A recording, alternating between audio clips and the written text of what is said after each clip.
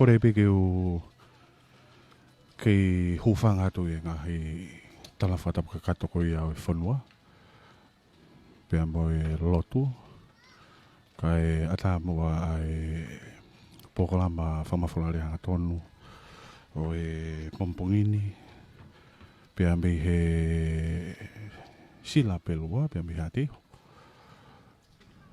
Pea me he whale lotu o siasi wa sirana tawataina o tonga o ATEIHO. Ka inga ko ia o havea tui ATEIHO. Pea mo e pokalama mahuinga ko ia o e pompongini. Ko e pokalama Lotu Fakatāpui, o e Maka Fakamanatu, o e SENITULI ua o e Lotu. Pea mo e kau MISINALE, o e London Missionary Society. Pea o ko whanaunou ko e L.M.S. Pea me he kainga ko ia, pea mo e tofia o havea tui ATEIHO i he pompongini. Pea ko e pokalama whoke pompongini, ko hono Fakamanatu ai a nau tolu ai kau MISINALE na nau wholau mai ki tongani. Ko hono o mai ko ia Lotu ki tongani. Pea koe whiwhialahi ke tai lig mo tolu. Ka koeanga ko ia e tau pokalama ko ia o e pompongini. Pea moanga e tau wakai ke tuku au mai ko ia ai Lotu. Pea aia koeanga pēni e tau wakai ko ki historia no pēni. Whikawa ki pea mo Lotu Kristiani i tongani. Ai au ko tango pehe whawhawhua ko kau whaiwhekau koe ni ko kau MISINALE na wholau mai ki tongani. I e tautaha whito hiwa whito ia ki e tautaha waru noa. I he ahongo fulu ko ia e peleri o e taha whito hiwa whito. Ai ana e tuutai i tongani e waka ko e MV Duff. Pea hifo ai ha kau tangata e toko hongo fulu i he whekau pea me he L.M.S. pe ko hono whanolo ka ko hono whakanolo ai rea Britania ko London Missionary Society o Britania.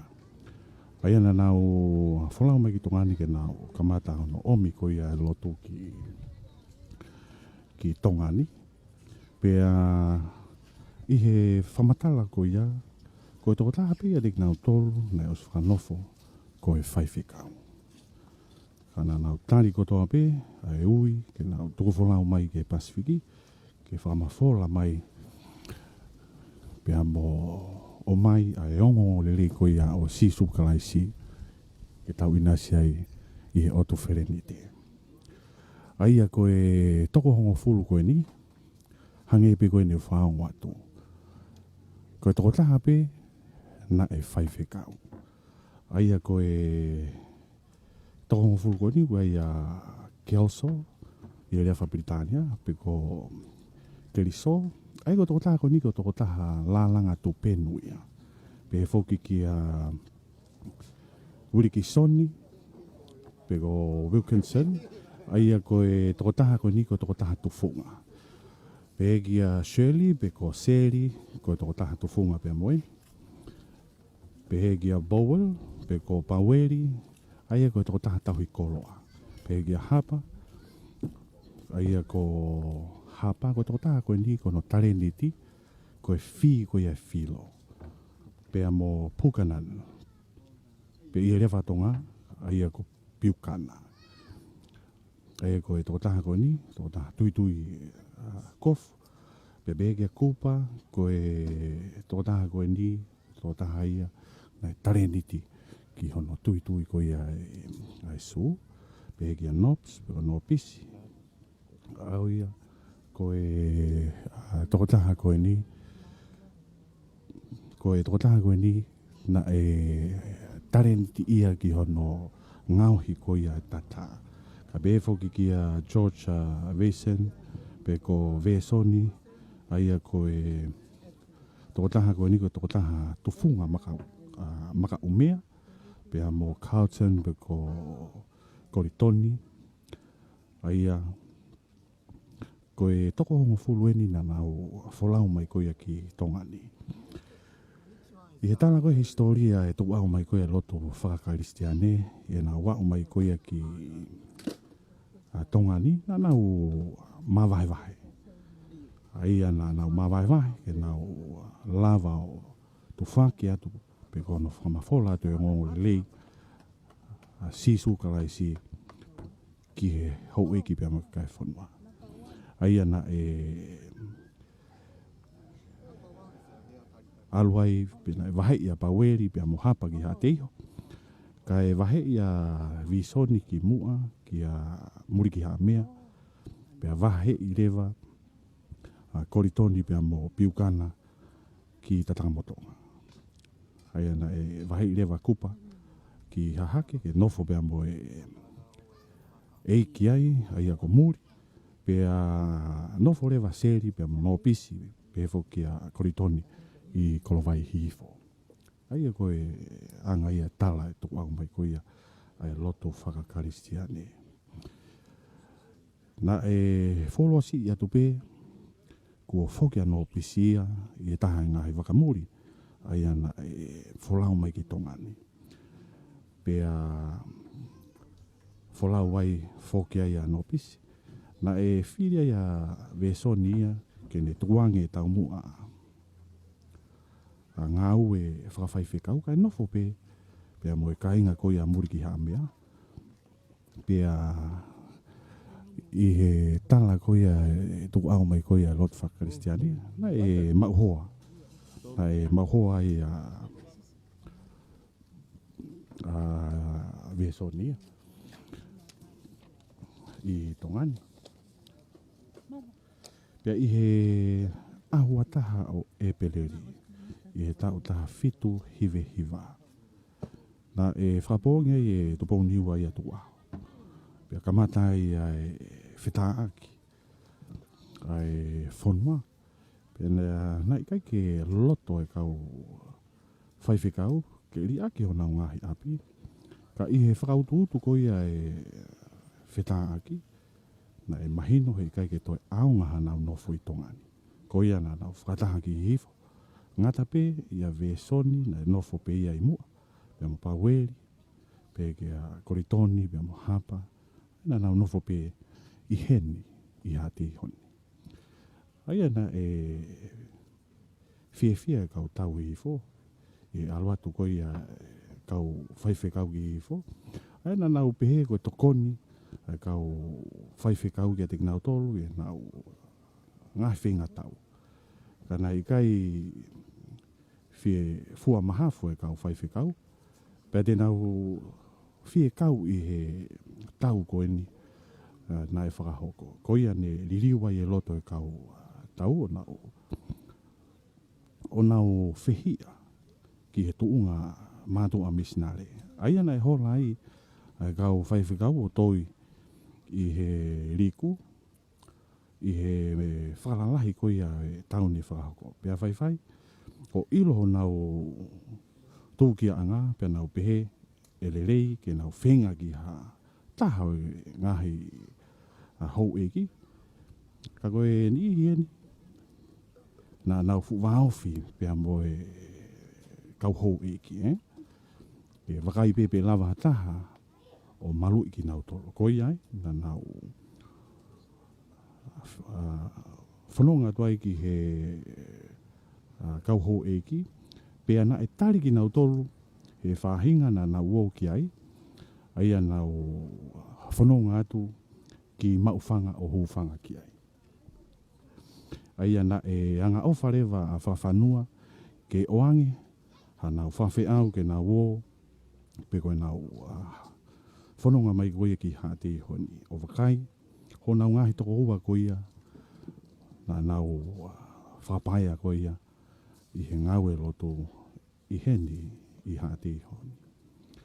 Pe ia nau whanonga mai i tala ko ia e historia.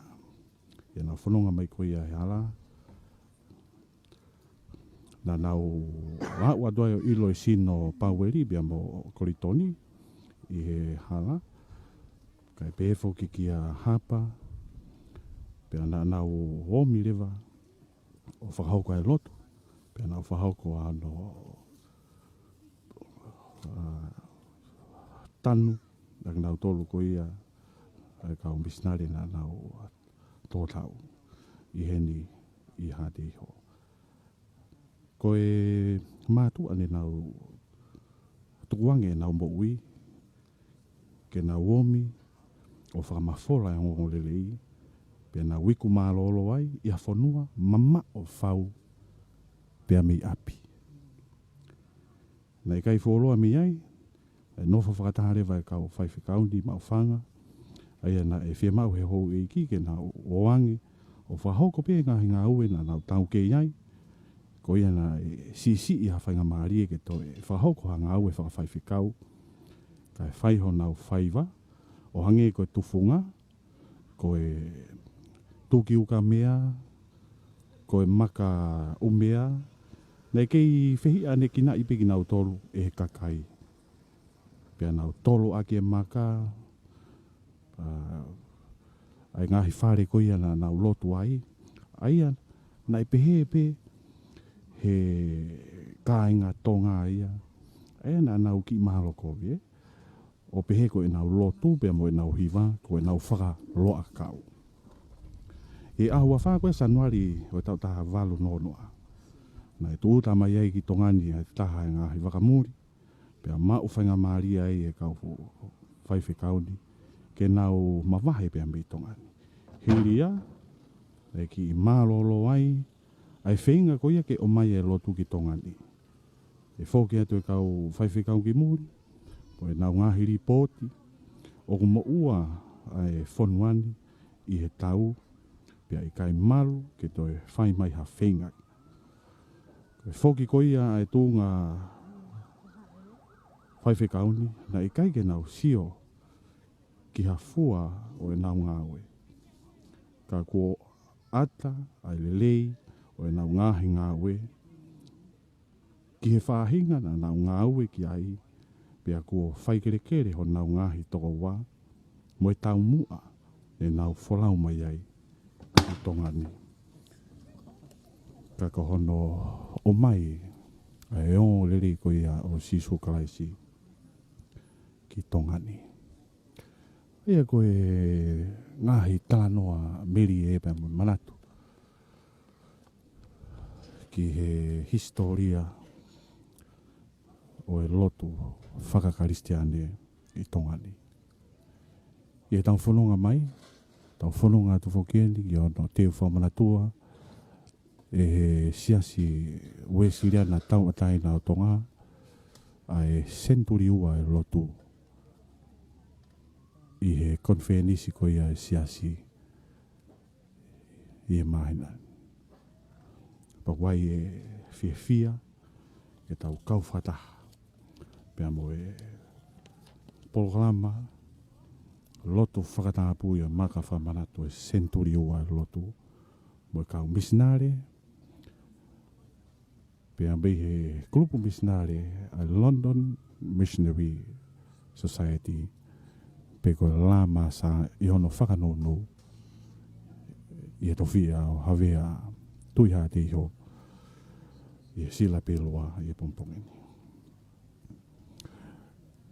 I e wakai ko ia ki he hanga ko ia e hoko hoko e tau polokalama ko e whawhe whalanglangi ko hawea tungua me kune pia ko e Fakatāpui o e Maka Fakamanatu SENITULI ua e lotu o e kau MISINALE a L.M.S e whahako pe ia e tangata iki Palestini a e siasi wei siria na tau taina o tonga His Right Honourable Reverend Toketa Te Vita Kloa ia hawea.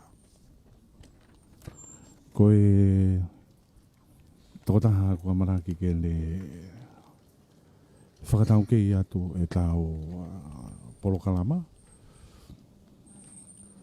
Ko lātu hoi, Pea tataki pe kau hiva ko ia siasi Wesleyan tau taina o ATEIHO.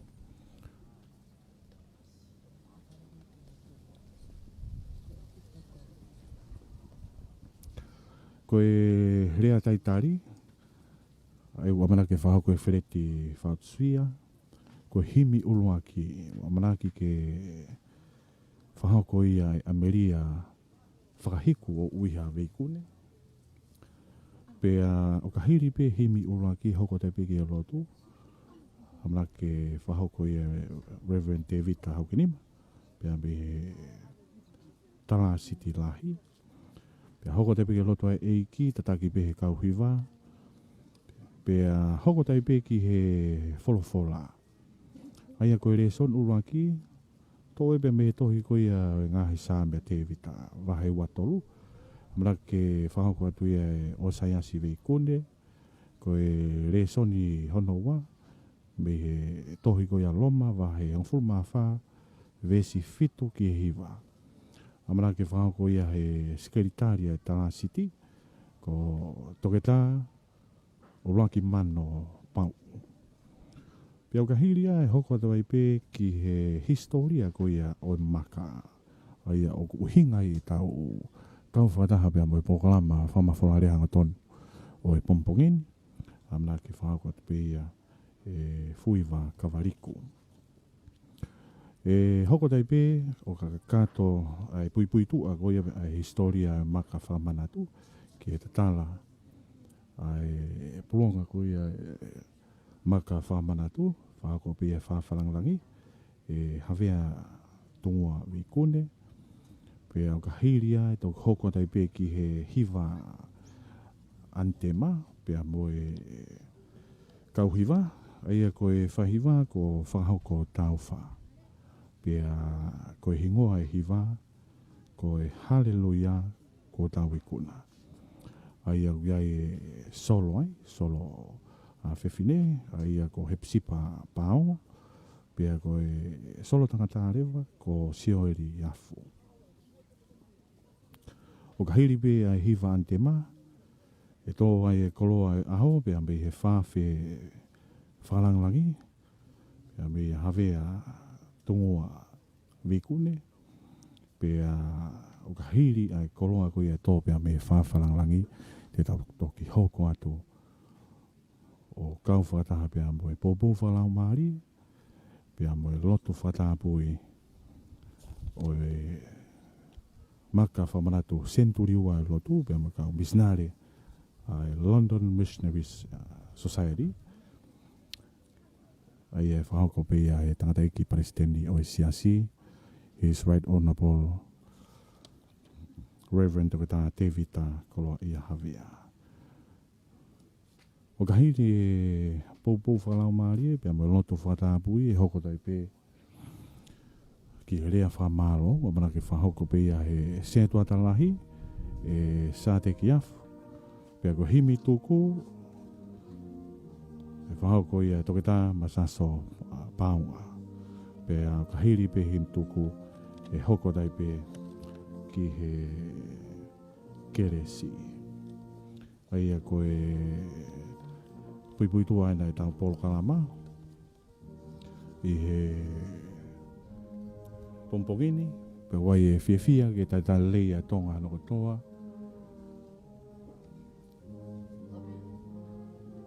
Pe wai ai whawhe, pe mai tata lei ki mautolu, malawa ke tau kau whataha i he pompongeni. Pe o wai ai whakamalo loto honga ia mooni, pe a mei he komsoni whamawholare atonga, ki he whawhawhonga o wahenga tonga tapu whitu, Honourable Paula Piven Piukala, pe foki ki he ofisa kolo ki a Thomas Pakalani, pe ko Lotu hoi, pe ke pore whakawahe, te au I mounga tauwha te au, pe foki ki he kaunga au e koia e ofisi, wahenga tonga tapu whitu. I he angarelei, e tau whetaka ki nima whakataha, kai malawa ke whamafola atu ai programa mahu inga koe ni ki hono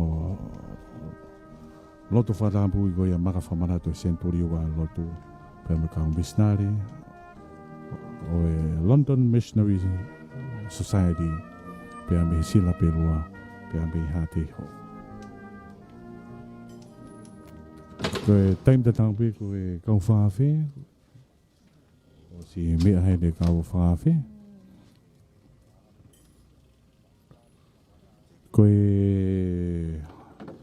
ongo matapu le whawhatongia koe a o aho ko te awi mo unga kai be foki ki a loko tui koe mea anga koe a o whawhi whalanglangi o ko hangai ki he whakai fo kai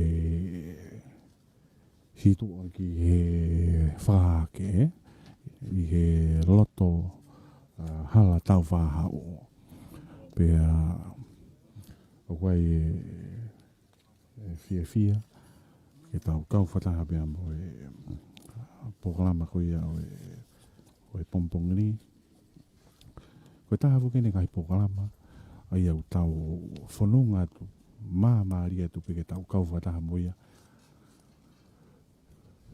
ki hono whahauko koe a konfenisi koe a siasi koe siriana tawa tae nā tonga. I he ngahi wike koe ko mariu atu ai ana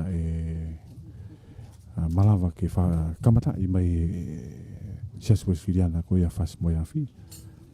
Ai ngahi programa koe teu pe ki he whamaratua koe a SENITULI ua o Lotu i tonga ni. Ka koe taha ne kai programa tau whanonga whakataha moia i he programa koe a oi pompongini.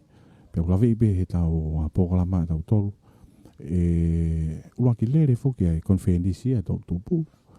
Pea toki hoko tai pe ki konfenisi ai siasi Pea koe ai fia ke tali lele ai tonga hono kotoa ki tau programa whamawholare hātonu o pompongini. Hangi pe koe tau programa koe tangata ki presidente ni na siasu whiriana tawa tae nā tonga kone mea mai. His Right Honourable Reverend Tukata Te Vita ko i Havea.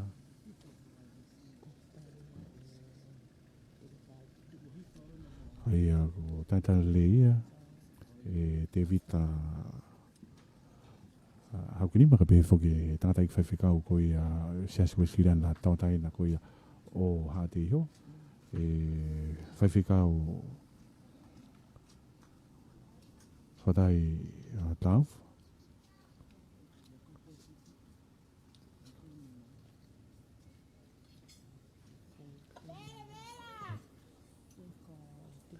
pea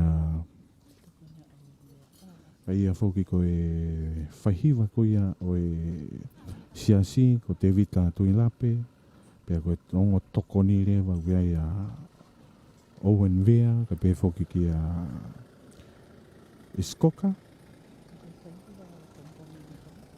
ka koe whahiwa koe a kua manakene tataki e tau antema ai a ko whakahoko tau wha ai a koe antema whahoko atu ia he pakangau tala vou ai siasi wesirana tawa taina o tonga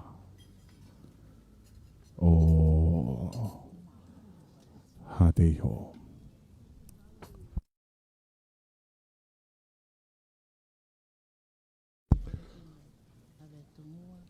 O si kai a koe hoani ko tau taitari peki he mea mai koe a whawhi whalanglangi. Kai a o hawea tungoa veikune.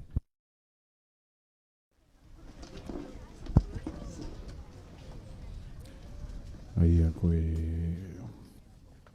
ngahi tānoa meri I he tuku au mai koe a loto whakarisiane mo nau tolu ai toko hongo fulu nā nau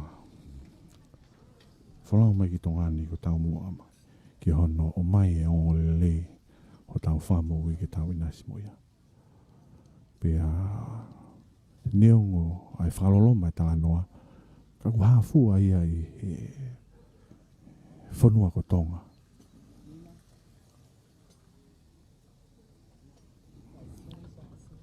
pia tuku ai o tau whanua ki langi mea mai Lady Nicoletti kai pe foki ki eki ameria whahiko uiha veikune e ona mea anga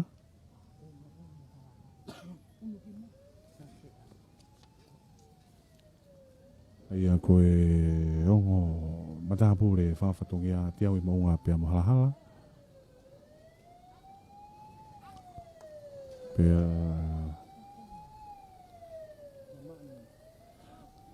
koe tuunga ia koe ai e tau pokalama koe pompongli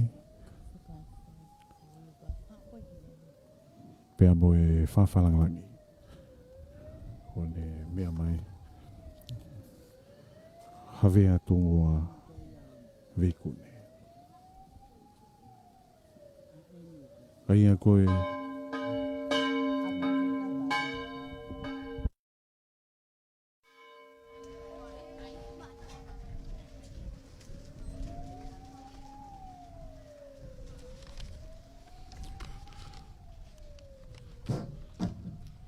tapu ki afia tua mafi o talo tolo tonga.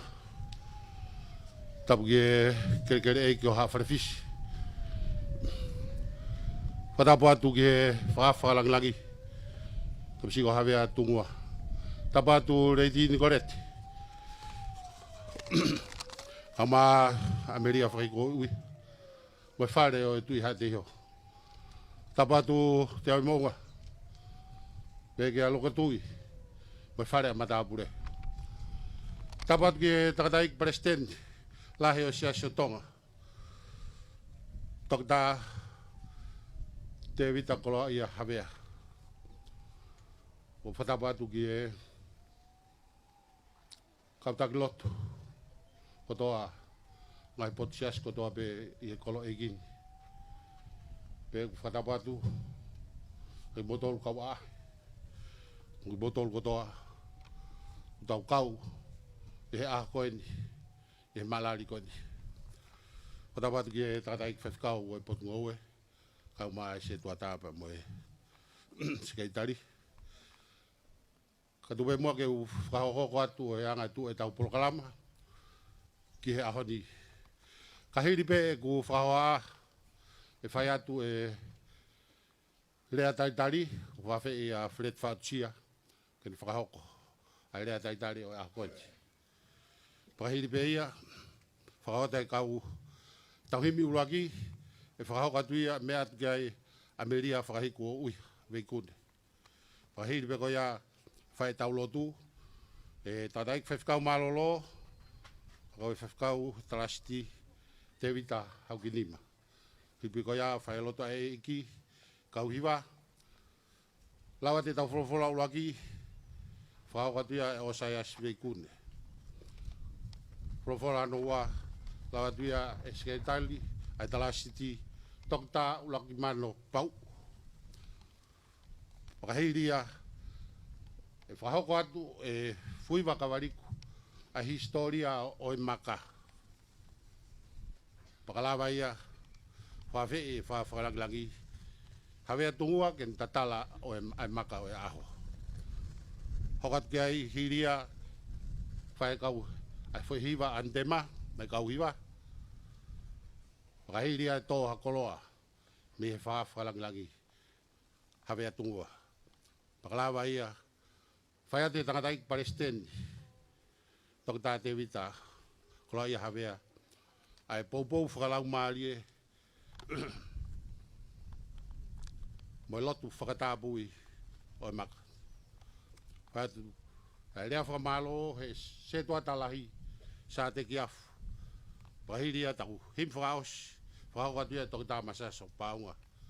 Pa toki krestuku he tata iki palestini. Maro. Tapu ke awhia o tua, yo tau loto tonga. O tua koe tamai, tua koe alo, mo lau maari e maani oni. Tapu ke kere tupu a Lotu. Tapu ke whakawhakarangi hawe atungua, pa pefoka ni koreti, mo e whare tui ATEIHO. Tapu ke tangata aiki Palestine sia sue siriana tawa taina tonga. Toke tā te vita kolo i hawea. Tapu foki ki e kau taki loto kotoa. O ngai siasi whakaristiane o kunau i ATEIHO ni. Tapu ke tangata aiki whaiwhekau e potungo uen whatai melo tauwha. Tapu ke whaiwhekau mālolo, talasi lahi, te vitau kinima. Tapu ki e halhala lahi, sialata, latu hoi, muhatau whanua.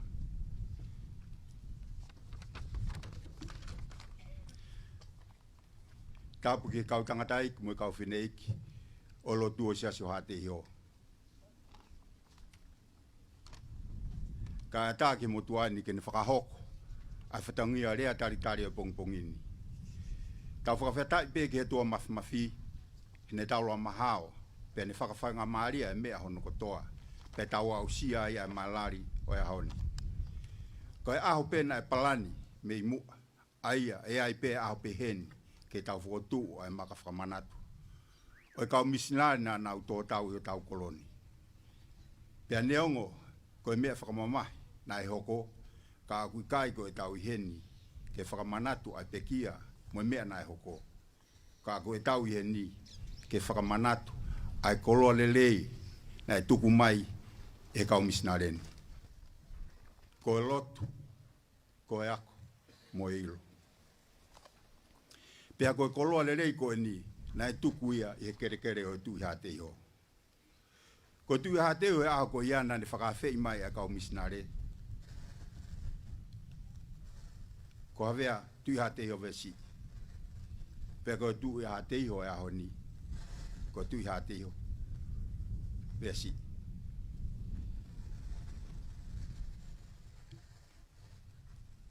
Na te ai be foki mo e kau tu i ATEIHO.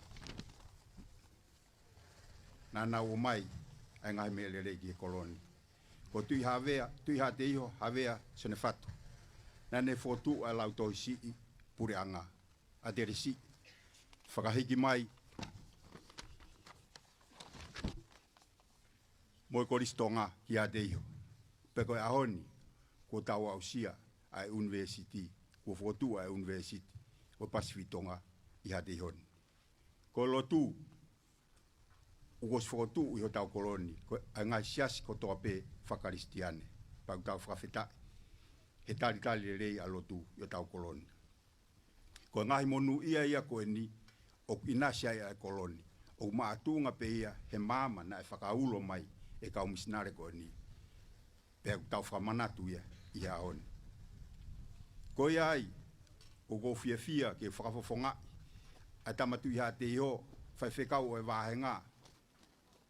Mo siasi kotoa ATEIHO, hono tali rei ki moutolo. Tali rei a tangata i Palestine o siasi wesirana taua taina tonga. Te vita koloa i a hawea. Ho poupou mai ke ngā ue, pea kūlawa rei, mo kakato, malo e tokoni, mo e poupou.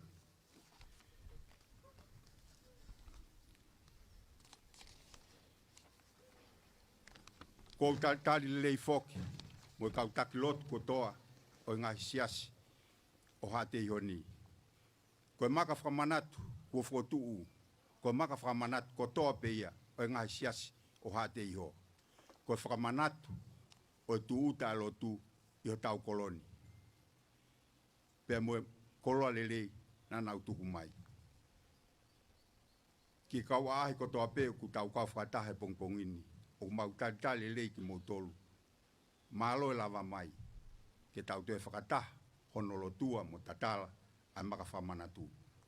Whakaosi pe a tatala monuka te ki mo tolu ko toa ku tau whatahe ia haoni. Tauangi ki tau mau a fia mo monu ia. Levere vai malanga kau tatau atu.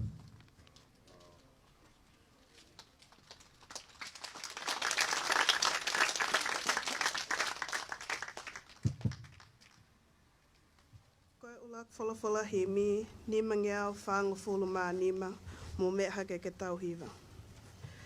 Kalistiane oua loto sii, neongo homo ua, he fuu mamahini, tauhiho loto lahi, tukuho ilifia, kei sātai pea sātai, te eki liwa ia.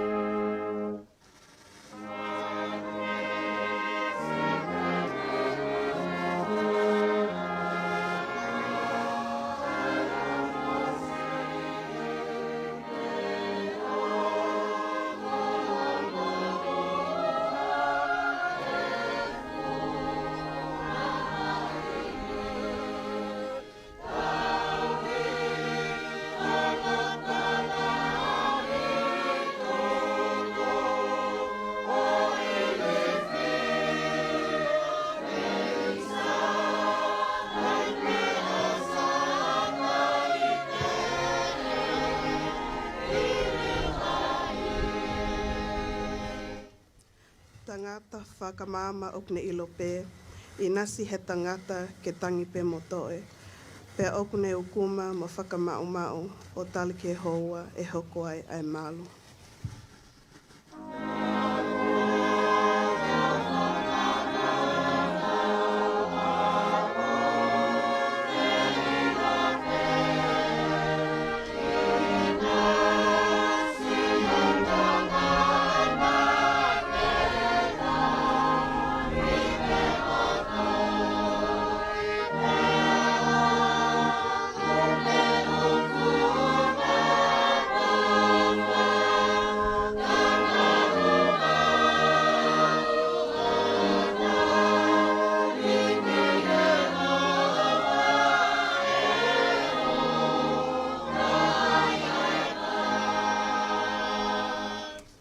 Okune whakateunga ai lile o e vao, me a kai he manupuna o kui kai ke ngalo.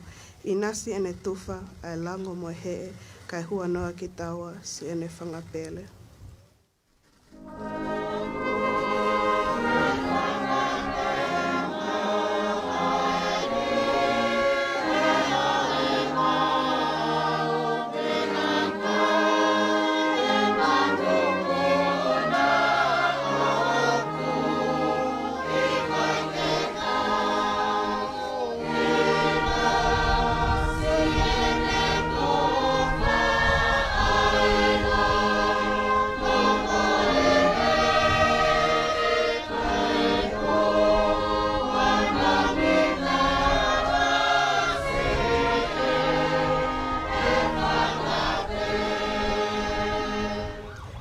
Whakaosi, neonga pe e mau, he tau he ngoeanga, mate e whangamanu, mole whalalaanga, wau te ulotolahi, wau te whiawhia, kei sātai pe a sātai, te eki liwaia.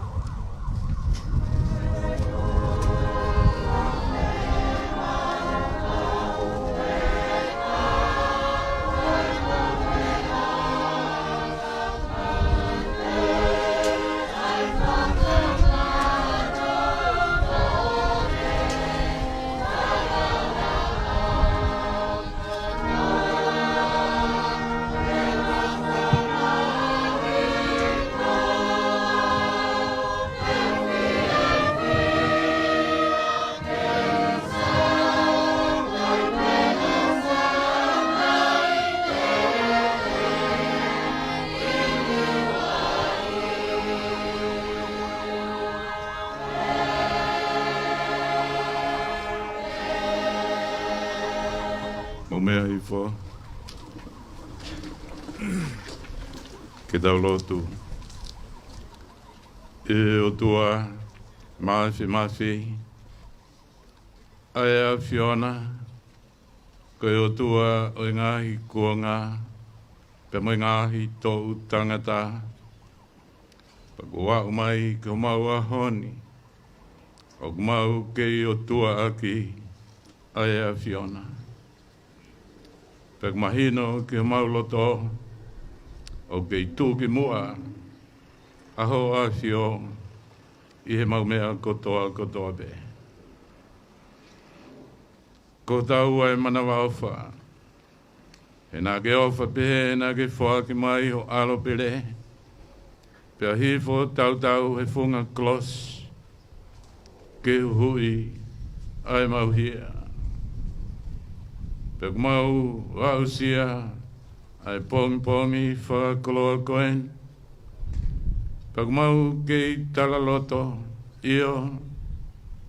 O kuke whakateo ngai lire wao. Inasi ai e manupuna. Inasi iho tu whae lango moi he. Huano angi mau tolu. Ko whanga pere. Ai e Fiona koe tui e ngahi tui. Pea moi eiki. O ngahi eiki. Mawa sia aho koe ni ka mau ngoi. Ai hanga hake. Ai kauanga hala ke mau nioni. Pau mau vete kia te koe. Ai mau ngahi ianga hala kotoa be. Pau mahino ke teki mau tolu ko tau e manawa ofa. Pau ko mau tauhi pe ai a Fiona. Ei kai te mau masiwa. Malo e mau ausia e aho whakakoloa koeni. Lau maari ere lei. Aho mau hau. Ia mau ki whanua. Ke hoeiki. Hamada pure. Ti kau takilotu kau mai ngahi sias whakaristiane. Pau mau lawe ai. Koe a honi ku mau whatata mai. Ke o mau koloni. O mau Fakamanatu be. Ak nau tolu na e. E au mai ka mau whanua. Kauhi ko kosperi. I o ngonga lei. I o tua ka mau hangahake ki hea Fiona. Tataki mua i ngau e ka mau whai i hea hon. Tāpo aki mai howeiki. Tāpo aki mai tanaik presteni. Pepe ke tek mau tolu ko toa pe. Ke mau kau. I whakalangi i ai a Fiona. Eiki, mau kei whake atu ki mau tolu. Mea ngau ea ki a Fiona neongo e mau taitau. Ha lotu ha hiva. Ha wholofola te mau inasi ai eiki i a honi. Te wange aonga. Peke tongi lo loto i o ke mau loto. Ke aonga i e pirikimi te mau whai. Whawhonga mai ai o tua pe whanangoa. Ai lotu mo kore o ke mau whai ni. E hua whao sisu Christ ko mau iki. Amen.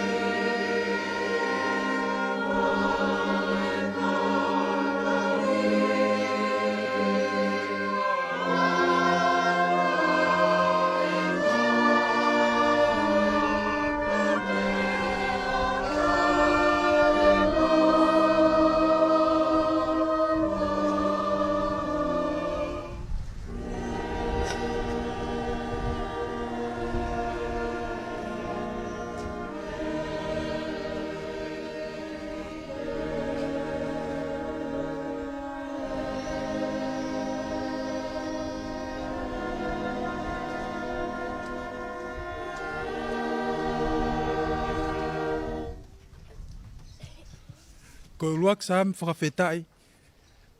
O katoanga whakakoloa ke pongpongini. Ko hono ua fulu mātou o ngahi sāme. Ko hok tau hia sihova e ikai te umasiva. O kune whakatokoto au he ngahi toa whalau muko muka. O kune taki au ki he ngahi vai whakanonga. Ko hoku lau maarie o kune whakafoki. O kune taki au i he ngahi hala o maa on oni. Ko hono uhi ngā e, ko hono hua whape. Io, ne ongo e te alpe i he te rea au kumaluaki ai amate. E ikai te mana wahe ki a kovi. He kokoe o kumawheohi. Ko si o toko mo akau. O kuna whakawhie maarie i au. O kuke teu mai i hoku au ha te pile. Ka ko hoku ngahi whiri o ksio meihe. Ko ke pan lolo hoku ulu. O kwhon mahuahua e kuipu. Tā e tau pili mai ai lelei mo e alo o wha. I hoku ngahi aho kotoa. Pako e kunofo i e whare o sihova. E whaipe o lau i kuonga. Amen.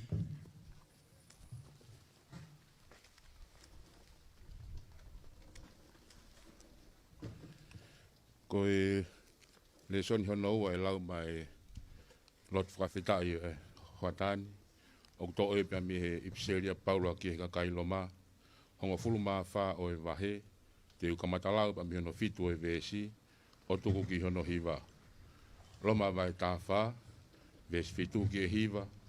Ai au pēa no wharea. He tala e hai o kui ai hatato tata. O ku mo ui maana. Pēa tala e hai o kui ai hatato tata. O ku pekia maana pē. He ka pau o ku tau mo ui. O ku tau mo ui mai e ki. Pe ka pau o ku tau pekia.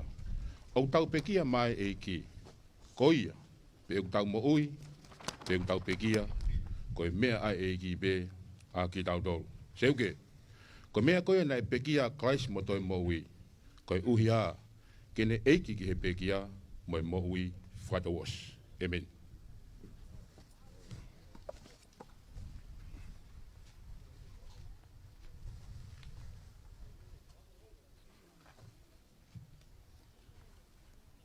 O kua whakatulo atu. E huwhanga, e ngai whakatapu kotoa pe o e whonua mo e lotu. Kai ata ke u whakahoko atu. Ai tu unga, o e maalari fia, ai ka inga lotu, o se asu e siriana tau ataina, o tonga i ATEIHO. Tuku mua ke ulawe atu ke uhinga historia o e Maka. I he lau maari lelei ai eik no pere tu i ATEIHO, eik William Versi, whakataha pia mo tala siti, mo siasi o ATEIHO. Ke iai hanga ue ke whakailonga i aki, ai a usia e he tau tangata o e ahoni, ai Maka maere o e SENITULI ua o e tauhi Lotu i tongani. I he taim tatau pe, ke whakailonga i mua i he makani, aki nau tolu, ko e kau MISINALE whakamafola o e kosperi na nau tō tāu pekia i ATEIHO. Ko e Maka kua whakatuu o ku i kaingata pe ko e Fakamanatu. Ka ko historia e tauhi Lotu ai kainga o e tui ATEIHO. Ko e taha kotoa pe tene ahia ai Maka ko e ni. E whakamatala i pe e he Maka ia i ATEIHO pe a hono uhinga mo hono historia. O ku mātu aki mahu inga, ai ngā weni ki he tau tangata lolotonga. Kai tau te whito ki he tau tangata te nau hoko atu ai tauhi Lotu ki he SENITULI hono tolu. O ku hāwhoki i he makani, ai whakamatala ki he kau MISINALE na nau pekia maa ata i ATEIHO ni. Ko he kau MISINALE whakamafola Lotu. Ke glave no watu pe ki he kau MISINALE. I he taha fitu hiwa fitu, na e tu utamai ki tongani a kau MISINALE e toko hongo fulu, i he waka koe daf. Ke omi ai Lotu ki tongani, i he malu malu o e la masa pe koe London Missionary Society. I he taha fitu hiwa walu, na hiki mai ai toko tolu, o nofo ATEIHO. Ko nau nofo anga pe ko nau api i ATEIHO ni na ilo pe ko pola taane. Koe taimi foki eni na e mālohi ai a whekolo aki whakaloto whonua. O lawe ta tuki ai ai si kau misinale o nau pekia maata i ATEIHO. O kupehe na e mea atu ai tu i ATEIHO o e aho ko ia ko eiki versi o te rio e kau misinale. Hufanga he Fakatāpui, 8/10. Neongo ai whe tuku hua aki e he tau tangata o e ngahi aho. Me he ngahi kolo ke he, ko whehu ia pe ko hai nane whakahoko ai ngā ue pango ko eni. Pe au malawa pe ia ke whakawhekiki. Ka ke he ka inga o ATEIHO, o ku nau mahu inga ia he koe toto, o e ka misinale na e ringi he kere kere o e tui ATEIHO, o ku hoko ia koe pula pula mo ui i he koloni, pia mo e ka inga o e koloni. Ko hingoa, o e ka misinale koe nia toko tolu, ko Daniel Powell me Ingilani Britania, Samuel Galton England Britania, mo Samuel Haba me Manchester Britania. Neongo ku i kai ilo pena ia i haola o e whakamafola o e kosperi. Ka oku iai pe ai tui. Ia pehena i me atu ai tui ATEIHO o si whaiho nau teri o. Ko i ngahi foaki me a whaka laumari e. Ko i mahalari fia e aho ni. Ko e tau whakamo o ni. O ku ia tek tau tola e otua. Pe aku ne a fio. I he mea kotoa pe he SENITULI hono ua o e tau hi Lotu. Tuku mua ke u whakahoko atu haki hala whanonga o ngā ue a siasi. Ko ne au sia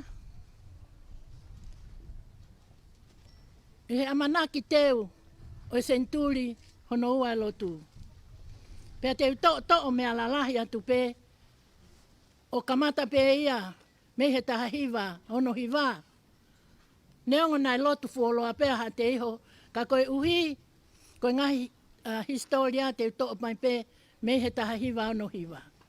Me he taha hiva ono hiva ki he taha hiva fitu taha na e kei Lotu pe ai kainga Lotu i he apsiasi na e tuu i he whare Lotu motua. Aia koe konga kere kere ia na i loa ko pola taane na e nofo ai kau misinale whakamafola Lotu.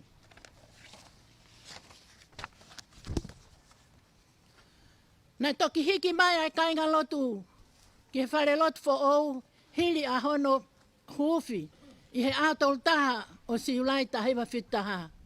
Pea ko hono se tuata o e aho ko ia ko Paula Maire. Nai whaia whamaa po opo ko ni me he rekote ai ofisi o isiasi me nuku alofa.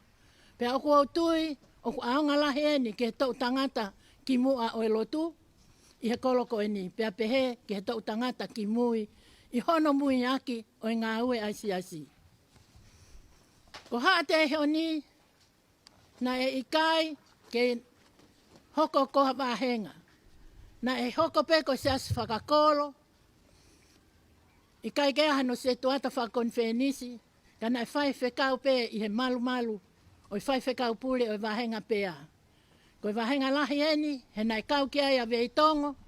ATEIHO, toko mololo. To foa pe molo mai viti. I he konfenisi o e tahiwa fitua, ko e fuafua taimieni, na e kore e he tala siti a ATEIHO, mo eiki no pere ke mawahe mai, me he wahenga pea o hoko ko i wahenga. Ko ngahi mea na e fie mau ia e konfenisi, ke whakakakato ki mua pea mawahe mai o wahenga, na e pau ke iai ha whare Lotu, pau ke iai ha api tuku hau, ke mo ui me iai a whai whekau. Ke iai ha api no foanga, ke malawa e he iwi, o e kainga Lotu, o kukore wahenga o fua a mea ofa a whai whekau. Nai wakai i whoki, a ngai whie mau koe ni e he konfenisi o tahiwa fitolu, pia nai kakato, o tari ai ke mawahe mai a ATEIHO me i pea o wahenga. Fo. Te ulawe atu, ke he ngahi lakanga, nai whakakoloa aki, aha te ihoni i he konferenisi. Taiwa fitu tolu i he mawahe mai aha te ihoni o wahenga mawahe. Taiwa fitu tolu tai fitu ni mana e mai e whaifekau ako ko pensin taufa mono ho ako mere.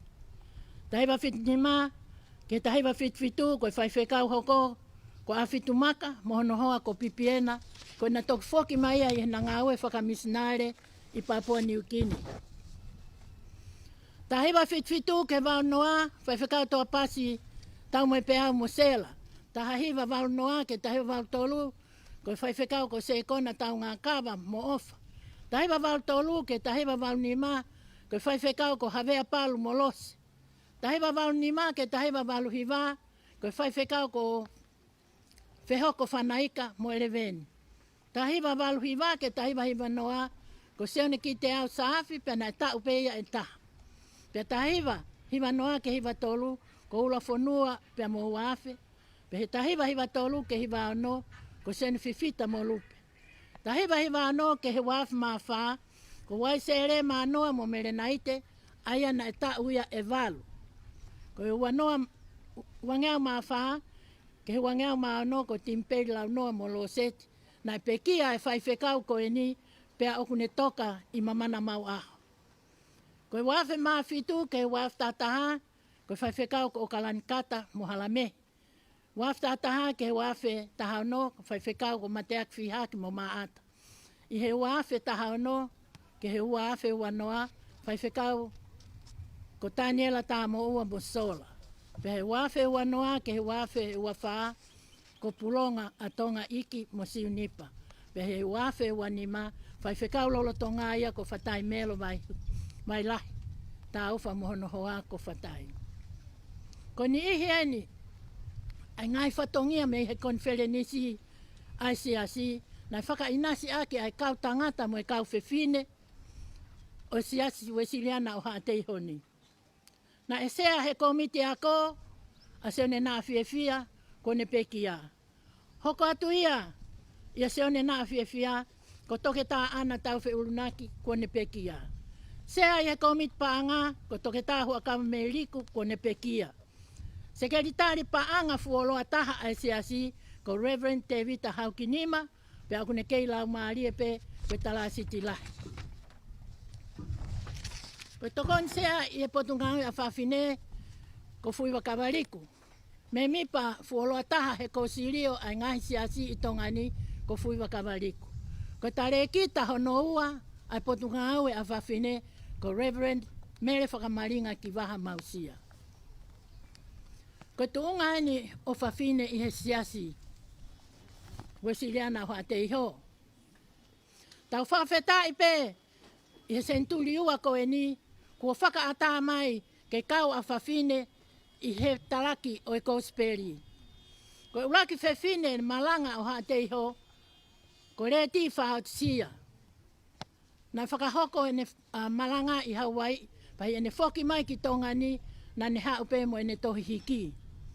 Kono ua, toko taha whewhine na malanga, i he tahiwa waltolu, lo tonga eni o ku kei ako, i he tupou high schoolu, a Naomi tau ngā kawa, na ne hoko ko whewhine malanga. Pea ko hono tolu, ko mere whakamaringa. Ki waha mausia, i he tahiwa waluwha, lolo tonga eni o ku ne kei ako, he tonga high schoolu. Kau whewhine o ATEIHO, ko e pōre ni ka ki mō tolu, to utupu whewhine, ke mō hoko, o hange ko kau whewhine ko eni, i hono talake ko speli. Pea i he wafe, pea i he taha hiwa fitu, ti sema ahua taha, ko ene toki fua hoko eni ha mea pehe, ke hiri whakinima o ha whaiwhekau i tua, konferenisi. I hono hiri whakinima o whaiwhekau, o i he whare loto ha ATEIHO, ai whaiwhekau ko ia, ko Reverend Mere Whakamaringa, mausia i ATEIHO. Pea ki he tau whanau, ke ulawe atu ki ai, tangata i Palestinika o maaeho, ai whakawhalangilangi. Te kai ke malawa ke whai, ha whakamba opo re ia, o e ngahi whatongia o e whanau I he lau toi whakasāpate. Ka na e taulahi ai mau mai ai lau toi whakasāpate ia whakakatoa atonga tapuni ki ATEIHO. Pea koe pōreni ke sekeritari, lolotonga ke whai, ha whakamaapo opo, ai ngahi tu unga kotoa pe o e Lotu i ATEIHO ke tauhi pe ia koe taure kooti. Koe taha o e ngahi mea na e whaangari whakahua Palestine ki talanoa tupe, ai wha hange o ku whakaalumolumai, ai langa koe a ATEIHO whare Lotu koe. Koe uhi, na ikai loto e kau tangata e ki ia pea mo hawea se one whatu. I taimi koe na loto ke langa whai Lotu, ke whai hawheinga paanga i hawheitu. Na whai aki pe a nau li mea ofa, pea mo e nau ofa ke whakahoko i ngāwe. Pea na mbao pe a paanga pea whakahoko i ngāwe, pa koe ne ikai pe, na ikai ke whakahoko ha ngāwe ka reo ku maa e paanga. Pea na pāsi hake mea rere ko toa pe he halaheni, na hange u whakaalu mai. Ka pau e teu halanga hawheitu e pehe au no tānoa. Makai fok na hange koe langa whare Loto a ATEIHO. Palestine, ko whai Lotu koe nina ta ue ua noa pa toki mau, toki lava o mau, hiki mai ki ai. Pea mea tatau pe, mo e tonaki ko ia, o e holo te utalono mena me tau pe mo ia e ua noa. Ka koeanga ia, o e Loto, o e eiki no pere, o e aho ko ia, pea mo e kau tangata e ki, nai kai ke nau Loto na tō ke whahalanga. Ko e uhipe, na aluhake tō tangata hono hoko o kulukia, i he tāia ngahi mo ua.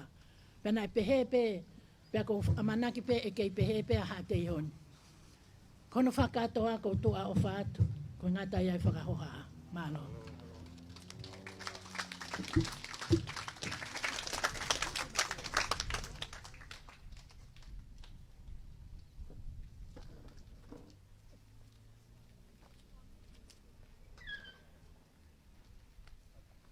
Io koe pui tu aia bea mo historia o e Maka Fakamanatu. SENITULI wa Lotu bea ka mo MISINALE koe London. Whawhi i whawhalanglangi. Tusi hawea tungua ke mea mai ke whahoko a hono tatala o e Maka o e ahokun. Malo. Ai koe historia ni whakot pe fui wa kawari. I he whakamari koe ni, e mea tuai ai whawhalanglangi.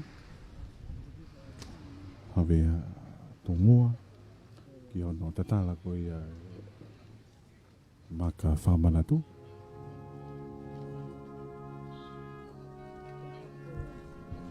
Ai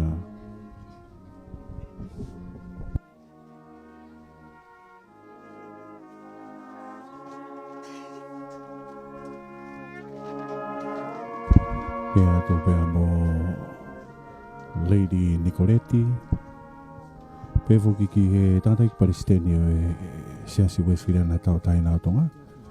His Right Honorable Reverend Toeta Tevita Chloe Havea. Ko e tofunga ena, aia ko sione tau ataina. Kai pevo ki eki a Maria whakahiko o iha haweku. Ko e whawhalangangi ena hawea tongua. Ko e kune kia mga tatala ko ia Maka Fakamanatu. Ai SENITULI ua e Lotu pia mo e kau MISINALE ko ena na wholau mai ki tongani. Ai a o iai ai tokotolu. Pia ko e tohi ko ia o kuha ia Maka. Na e whakatu ai Maka Fakamanatu. E hawea tui ATEIHO vea sii e aho honfulu mātolu o sone. Wanoa wano. Ko e Fakamanatu e SENITULI ua e Lotu. Mo e fufua kau MISINALE. Na nau tuu ta ki tonga i he malumalu o London Missionary Society. I he wanka ko e DAF. Aia na e tō tau i ATEIHO. I epeleri o tau taha fitu hiwa fitu na hifo mai ai ki tonga taponi, ha kau MISINALE e tokongo folu. hiki mai ha toko tolu nofo I ATEIHO I he tau tahafitu hiwa walu pe aui hono whokotua anga ko polata ane o whihanga ki mo o rive o poutaha aia na e malohi apito e whikola aki whakalotu whonua si mōre aia nau mo ui pe toku te rio whalerei ki nau tolu e tuiha ATEIHO veasi ko I manatu ofa ki o nau hingoa Daniel Bowell pe me Inglani Britania Samuel Carlton me Inglani Britania Samuel Harper me Manchester Inglani Britania ko e toto e kau maata ko e pulopula ia o Lotu ova ke manatua e nau whailau I lau Maria Merino pea ke hoko ai Lotu whakarisiane o tuuloa I tonga.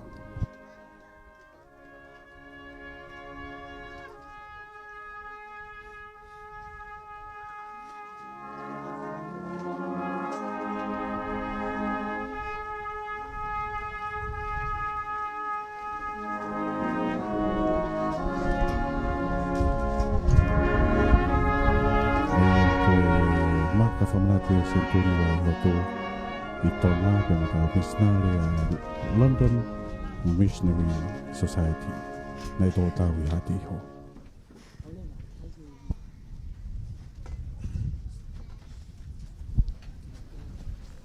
Iyo viringi ai fuka ai o tonga ni pe Britania. Tapu mo o tua u afio tau lotolotonga. Tapu mo kere eiki o haafarefisi. Tapu mo Amelia whakaiko o uiha. Whanau whakamokopuna ho eiki. Tapu mo tangata eiki Palestini. Reverend Dr. David Akoloa ia Havea. Tapu mo halahala lahi o sialata. Teo I mo unga. Loko tui. Fakatāpui. Tapu mo pure whakawahe. Tapu mo kainga Lotu kotoa. Sola muvulangi. Tau kau whakataha.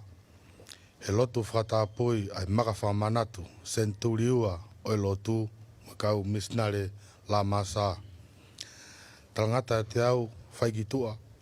Kai ata mo motuani. Ke whakahako ai koloa ko whakamonu aki au he ahoni.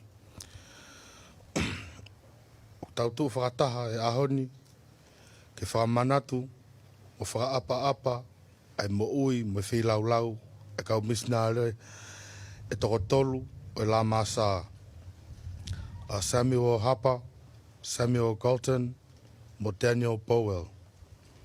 Aia na nau pekia I ATEIHO lolotonga e ngahi whainga taa mo tau I tonga e ngahi tau kamata o SENITULI hono hongo fulu mahiwa. Nei hao e kau tangatani ke whonua me ngai whonua mamao. O I kai uhi koa kumi ha koloa pe a mawhai. Ka koe uhi koe vahe ai ongongo le rei o sisu kalaisi. Kie mamani ne ngari nai kovi mo tō noa a mate. Ka ki he tui pikitai ke otua o ki kai ha te ngai akau e tō I he ofa e more noa. Nā nau mate mai fua o e tui.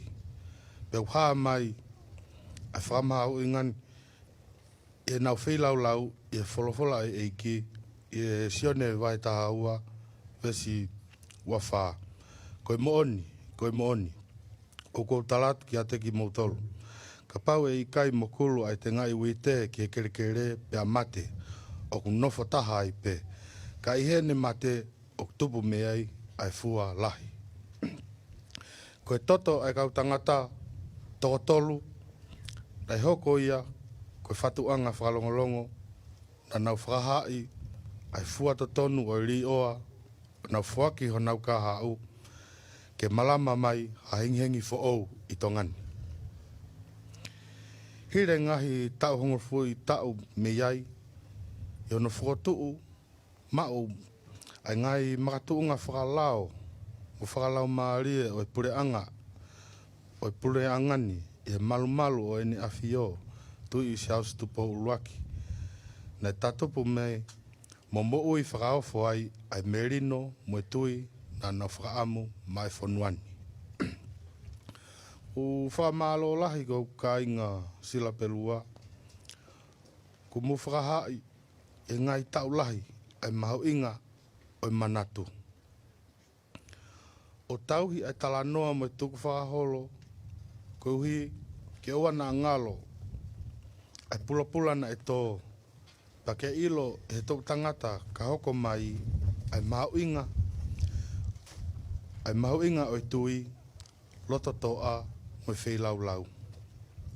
E kapau e ikai ke tau whakaapa ke ngai whakamo oni, kua tau sio ki ai, ke ngahi whanua tapu, kua ufi e historia, mo ngai wheilau, kua tau mau, e ngahi tapu aki o e ahoni, e anga whewherewa e tau pehe o tau whaapa ki o tua, aia o ikai ha mai ki mata. Ko whaapa ki ngahi Fakamanatu o i kohiri, ko whailonga ia o whaapa ki he ngawe ai o tua i he historia. Pe koe tauhi, o ngahi Maka Fakamanatu me ngahi potu, nei whaiai ai wheilau, o ki kai ha Lotu ki he Maka, ka koe manatu mo e whakawhetai ki he o tua, na i ngawe i he lotolotonga o e kakai. Te lewa i malanga kau tatau.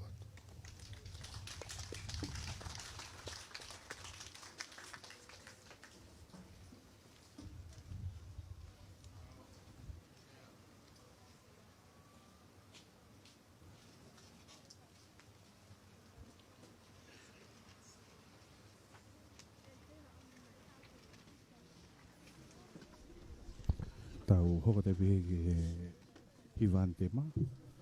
Pea mo e whai hiwa, ai a ko whakako tau. Hingoa hiwa, haleluia ko tau i kuna. Ko e solo whewhine, he pisipa paongo, solo tangatare ko seo e riafo. Potu ngau tala vovo si asu e skirana tau taina o tonga o ATEIHO.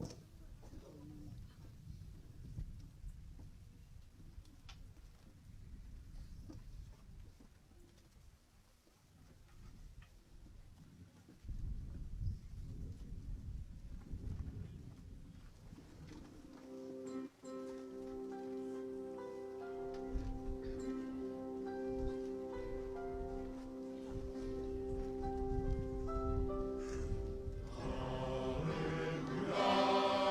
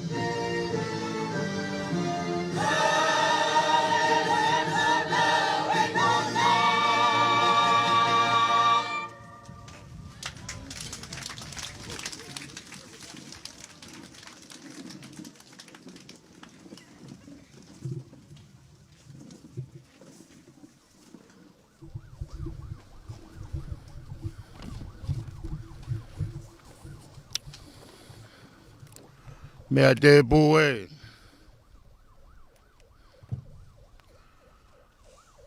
Koe mea te pu koe tau tolu ai o toa. Tau whatahataha mai ai ki he wheidura a koe ni. Se whai ai fia mo Fakamanatu kohi kohiri. Tapu ke nā whiwhio ki ndu pawono koe nana spau. Tapu ke pinis pure. Tu boto au kalala ka ma pinses snaita kala tu ah. Moha maaf mo ho we go fonoa. Tapu ke alot tu ha deho. Ko igno bere o tofiani. Ma reidi tu ha deho. Patap make atu have tungwa fra faranglangi. O haoni. Ka ma Ameria vegune. Mo ho weki.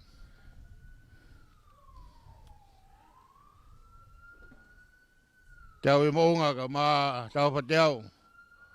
Halalahi o selata, Lokotui, Fakatāpui. Kau taki Lotu, kau whaifkau. Talasid lahi.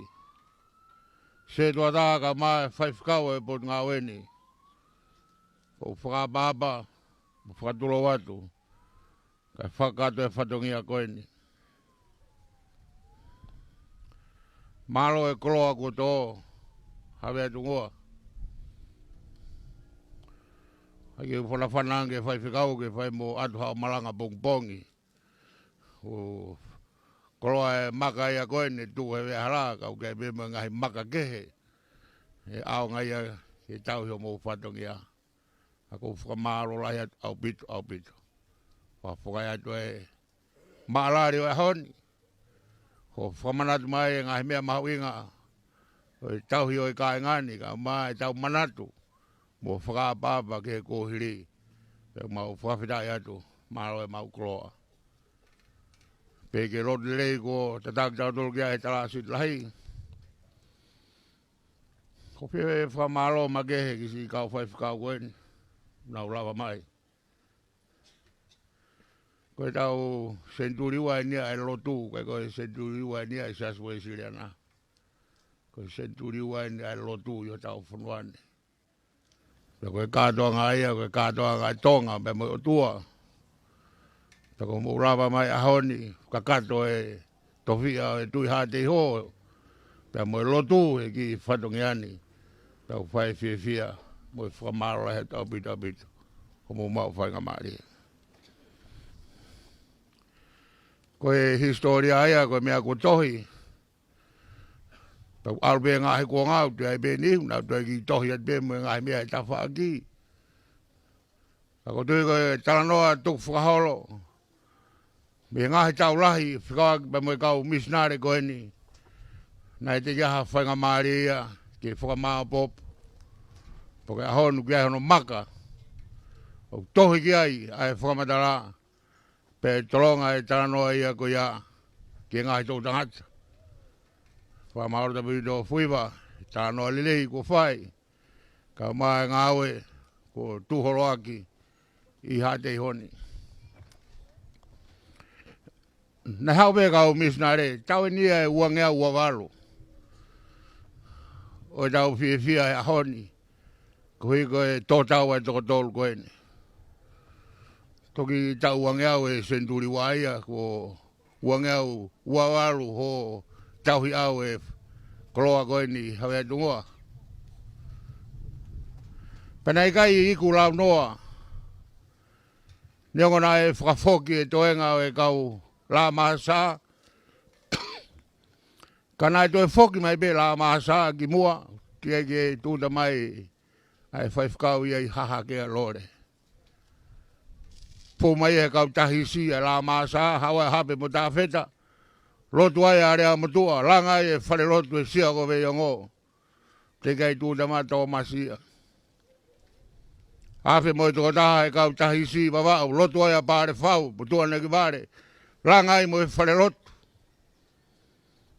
koia koe toko tolu nei afe mai ATEIHO nei kai iku lau whānō ai nau whai whatongia nai mo ui be la masa pene o si lotu ai ho e gia o e whanuane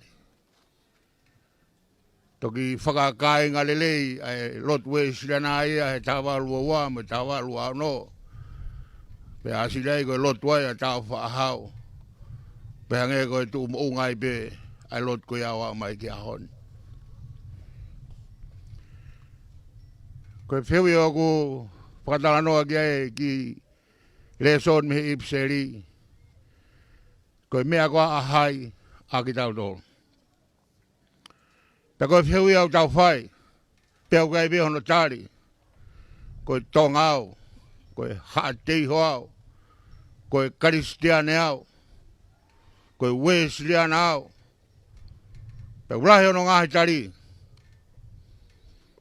o whamanat mai he apostolo e honi. Kok tau tolu tui ke sisu kalaisi. Koe mea ki tau tolu ia a kalaisi. Koe tau rea, tau mua ke whakakalaisi. Koe tau tui, koe tau toonga.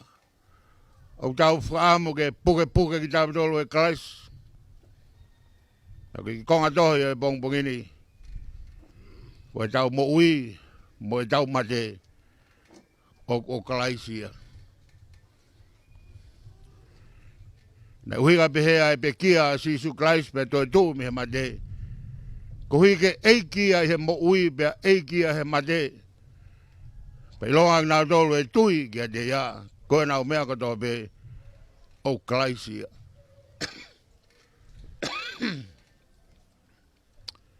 Tola he kau misinare. Tō he ngai whanua. Nana u ngāwe ki ai. Pe taku e tola he koe. Ringi e toto e kau misinare. I he ngai whanua. Pe omi mala. Omi mala ki he kere kere. Pe mo e kakai. Kako Fakamanatu atu. Koe kau tōtau I ATEIHO. Koe kau fuafua mate ia Maka kalaisi iho tau whanuani. Pea kuhi kong nau tolu e fuafua pe kia Maka kalaisi o ku hala monu ia ai mea katoa pe ia o fō mea kakai pe he. Koe tala ia o kai ngani hawea tungoa. Ona tau whakailo ngā ua ke tāpua kai o tua. Ne onga ku tō tau heni e kau misinare tō tolu. Kau ki kai omi malaia ki he tau mo ui ma tau Lotu. O ko ne tanu e ia e kakai nā nau tui ke Jesus Christ. Tō ko hoko e nau pekia. Ko pekia ia Christ. Ko e nau mo ui. Ko e mo ui ia Christ. Tō ko tau whakawhita ia honi. Tō ko fuafua pekia e ni ia Christ. Nai hoko i he whanuani. Nai hoko i ATEIHO. Lawe e whamitala fui wā. Ki e mea te tui ATEIHO whai e mea whai ki tō toroni. Penai whewhe. Kanai whai e o wau whakatonga. Penai whai e o wau kuhi koe kau misinare. Pe malo pe koe fuafua whai a mea whai ki e whanuani. E whakatautau. Ke whinangaro e o tua, pia moe ne whora mo ui, nai tui ki ai, ai kau misinare koe ni. Ona e atala, koe ngāwe koe nu tau whailonga I, o tau Fakamanatu ai, ai kohiri, I o koe toto e kau maata, koe pulopula ai, ai Lotu. Pena e whoki mai bea pulopula e koe ki tongani, pena e Lotu ai bea tongani ia. E kai koe a bea, ko nau tō nai tō tau. Koe kau pekia ia kalaisi. Pe koe kau fuafua o mia o e tala o kalaisi. Nai whai ia e kere kere o ATEIHO. Tau whakawhitai ki o tua. Ngāwe ko whai talasti. Whamauti e kau hiwa mālo e whau lelei ki he tau SENITULI. Pea mālo no hiwa e lelei. Kai maa ki mo tolko tō pe o ki he ni. Tau whai ai Lotu. Ke Fakatāpui e ngāwe ni. Tua mafi. Nai pāsi atu pe a haa Israeli. I vai o sota ni. Pea wholafola a Fiona. Hapai tu pe. Ai puha o e fuakawa. Kai a tā e kakai ki nau whanonga mātuu. Ki whanua nā ke tala o wha. Nā ke tūtu ni tō mai e ngahi Maka. Nā mou tū ai. Omia ki kirikari. Langa iha Maka o Fakamanatu. O oflahi ai o tua. Kone whakatawa taina motol me ispide. Kone whaki ngahi lao I senai. Ko whai o mo whakao hawa I toafa. Mo womi. Maka ini ko esi o e whelau lau. Te mo hiki ai ho mo whawhitai. Ki ho mo o tua. Koe ahoni. Te ombe Lotu I ATEIHO mo e kai ngā. Ombe ngahi Maka me I pola taane. Ngahi Maka pe o e whanua. Ke omi o whotu he api o e siasi pe mo e Lotu. Ke mau manatu ai. O ku tāpua ki e shova ho kakai. Pe o ku nofa mau ho kakai. Ke whakawhitai ki ha Fiona. Ko ngāu e ko tatala hono pulonga. Ko whakaha hono whakamatala mono historia. Ko toko tolu koe ni. Nai tōtau I ATEIHO. Mau Lotu o Manatu. Ki o nau ngahi whamiri. Manatu ko nau ngahi tupuanga. O Manatu ke kakai ki nau tolu. Nai omi tui pe ki a Jesus Christ. O hoko e nau pe kia I ATEIHO. Ko kau fuafua pe kia ia I a Christ. Ko hoko he mau whanuani. Omia e tāpua ki omia e monu ia. Pai hala whanonga I pe tui ATEIHO mono kai ngā. I he tāpuaki, nei huinga ki ai pekia mo toi tu a sisu kalaisi. Ko hike ne eiki a sisu. I he mau mea kotoa be, kawa e mau mui, mo e mau mate. Ko nā tolo e awhi mai o mamata, ki he Fakamanatu koe ni. Na wo mo e talanoa o e mate akri oa. Na wo mo e fia o e tahu lotu a lotu. Tui ATEIHO mono whare. Na wo tukloria ki hea whiona. Na iai be kakai. Na nau mo ui ia kalaisi. Pena nau pekia ia kalaisi. Tāpuak mai whare ti ATEIHO. Kai maha Fakatāpui. Whai whakaue ka mai sias. Kai ngā kotoa pe o sila belua. Ko mau whutua e makani. Ke Fakamanatu ke kohiri. Kai whakamalu ai ho alofa. Ko hi ko mau lortonga pe mo mau kahau. Ko Lotu e au mau whai. Hua whau sisu Christ ko alo. Ka ko mau whau mui. Ameni.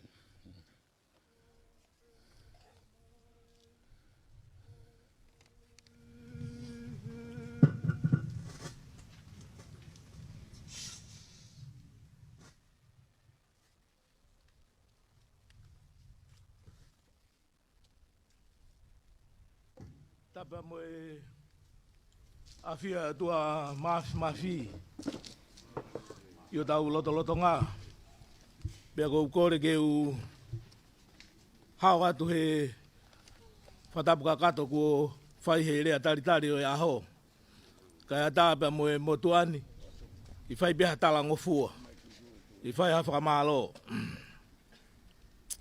ko whawhetai ke o tua mafi ke ui ko e whakataula mai hala whono ngā, mo i ngahi whotutu ko toa pēnā e whai kia e misi. Ka kua whakakakato ia i e ahoni. Pea kua whawhawhonga e whawhetai ke o tua mafi. Pē ku whamalo atu, hawe atungua. Ko ui ko e lau mai e lelei ho e ki. Kai whakakakato, ai whakakaukau o e whakatu o e Maka, Fakamanatu. Ko tau Fakamanatu he hoa tāko e ni. Pē whawhawhonga e whamalo la. Ko e koloa kua tō. Pa mai e siasi. Pa moho kai ngā. I he hoa tāni.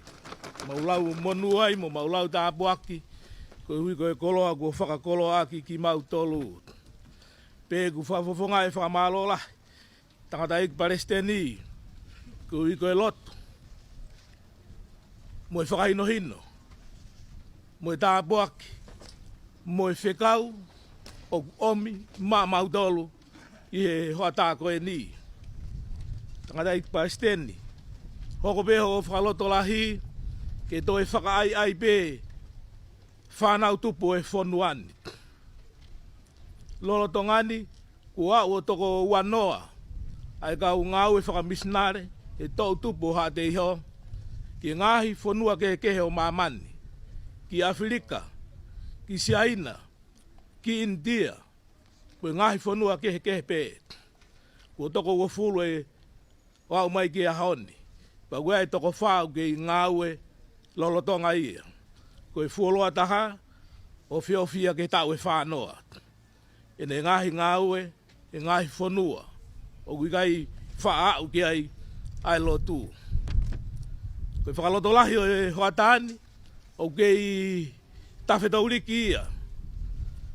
I loto whare o e tui ATEIHO, pia mo e siasi, pia umau tui, e kei hoko atu be, a e pore taki, mo e whatongia kotoa pe ko ia. Pe ku whawhawhonga e whamalo la, i e kautaki, o e ngahi siasi kotoa pe i e koloni. Mo whainga maari, tuku ho mou taimi, a mo wafe mai ki tau kau whataha he kātoanga o e ahoni. Ki whakamohoni kui kai koe kātoanga pe ai ue siri ana. Ka koe kātoanga ia ai tui ATEIHO mono kai ngā. Pa ko whawhawhonga ai whakamalo lahi atu kia teki mou tolu kotoa pe. Pe ku whakamalo lahi, kai ngā ATEIHO kotoa pe, mou mea mai me he o pe, moki mou tolu, mo ngahi kai ngā ofa. Mo wafe mai he ahoni ki tau kau ngā kau, e kātoanga Fakamanatu, ta mo e tatala e Maka, o kau MISINALE, na upore taki, na hoko mai ki o tau whanua, ko hui koe whola ai o tua, pe aku hoko ho nau toto, hange koe whakahino hino, koe tāpua ki ia, pa mai kolo, o i tui ATEIHO. Fakatāpui, o whongatu e whakamalo, mo tolu ko toa pe, mo mea mai ie ahoni, pe ko tau whakakakato, ai tatala o Maka, pe ko pe ko whakamalo lahi, lewa malanga, malo.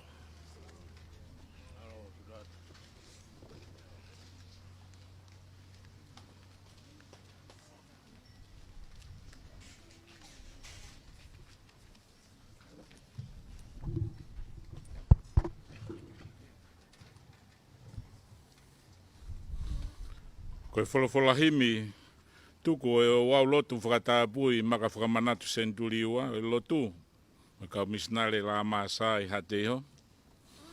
Koe nima ngea o whangofulu mahiva o e himi, nima whahiva o e himi ke mo mea hake ke tau hiva.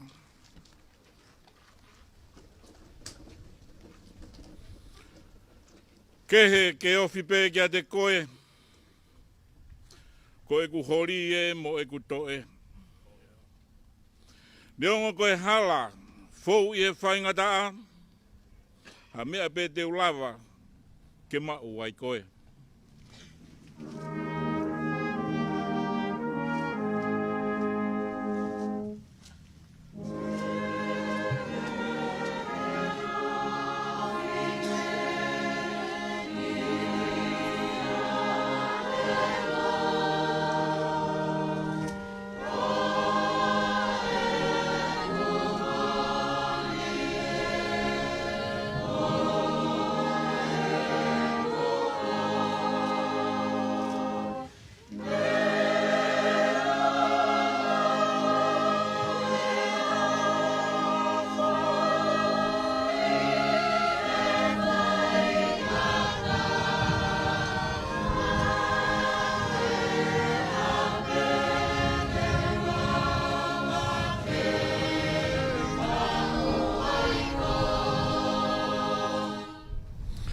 Launa ke tala mai he taimi mua.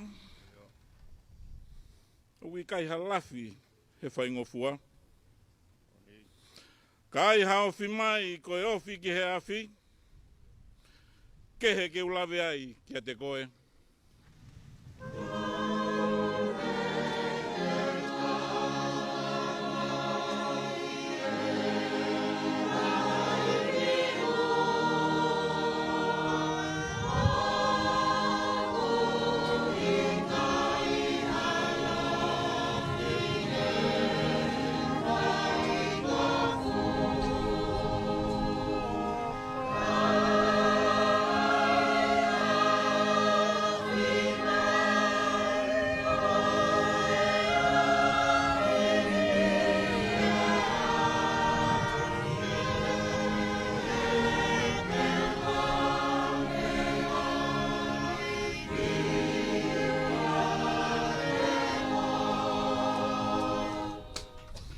Lau koe loto maa e sio pau, ki o fofongana loto tatau, e si isu, ngā ue mai, ki o tawhi sino i vai, o wofi o fiai kia te koe.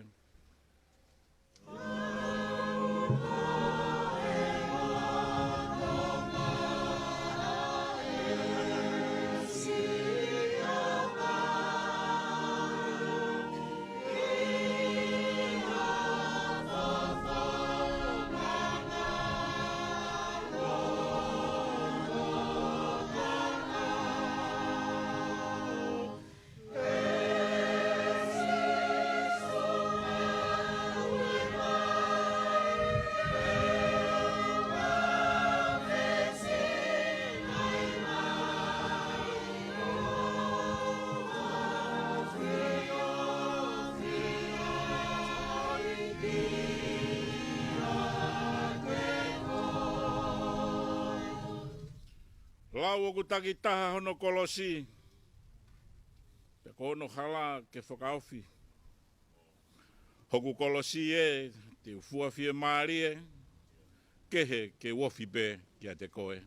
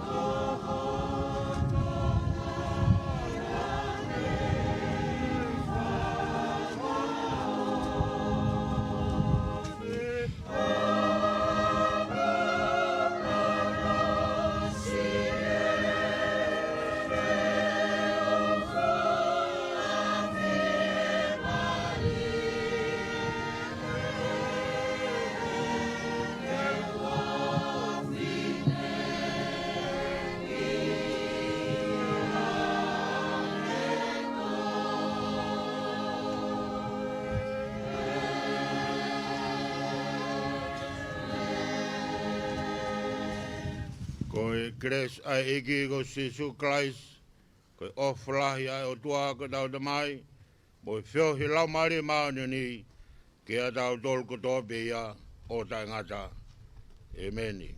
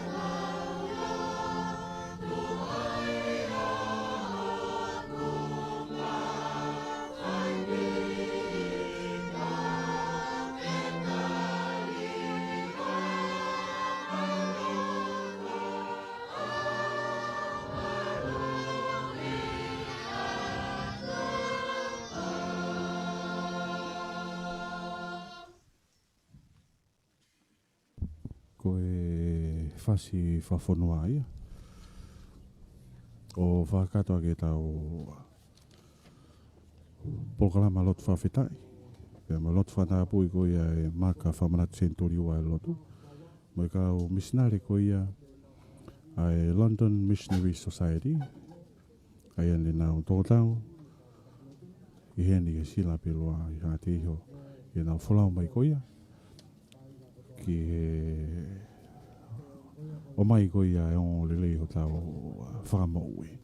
Ai ia ko Daniel Bowell, pe whokia Samuel Carlton, pe mo Samuel Harper. Whie whawhungai te kau whawhatunge ho wani, pe a mei he siasi we sirana tau taina tonga ko ia i ATEIHO. Kau whawhatungia me he retio mo televisione tonga. I he whaita ne whawhatongia tuai a te msia ne man, pe whoki a Francis Mailangi, pe a mo hiuta minoneti. Ko pe whoki a Asusa Takeuchi San, pe a mo Usaya Skin, Soni Vauhilama, pe whoki a Soakai Akimeta, ko Vaimoana Lauta Mori, tui vau vea. Wau Kevin Lea, malo pito mo mea mai, ka mo mea a.